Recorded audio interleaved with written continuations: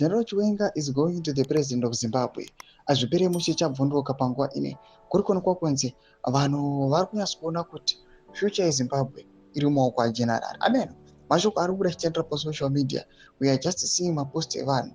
Aiwa tiri kuona kuti people panguva ino they are blessing with the VP Constantino Chiwenga. They are supporting him. They are glad kumunzwa achitaura against corruption.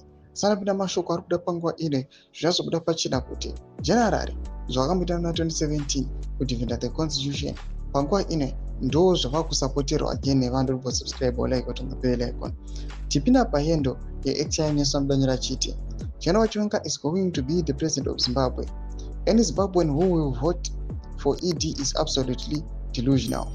The corruption under ED government stinks from high heavens.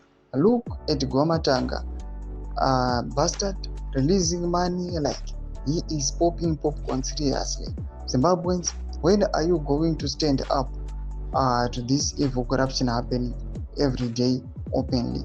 Ndo mashoko arinyanya kurwadza vanhu voda kuti kunyatsokuonekwa kunzi aiwa zvigananda zviri kuita zvazvinoda vana Gwamatanga nezvimwe zvigananda panguva ino zvinyatsokuonekwa kunzi vari kuita inonzi lavish spending, kuita panguva ino kuita kungobuditsa mari vachiita zvavanoda nayo, mukatarisa mota dziri kungodonetwa nokungopiwa vanhu vari influential kana vasiri, especially vasiri kana kutombotambura. Zvinyatsongobuda pachena kuti these guys vatori vanhu vane zvinhu zvavo. Mukatarisa mari dziri kupiwa kumawar veterans, mari dziri kupiwa kumawomen's league thousands thousands, but the state panguva ine mukaona iriko kuzvipatara, mukaona iri kumaroads, mukatarisa macivil servants inotosirisa, and then people they are thinking kuti what if kana zvigananda zvava iri full control yenyika, chii chinozoitika?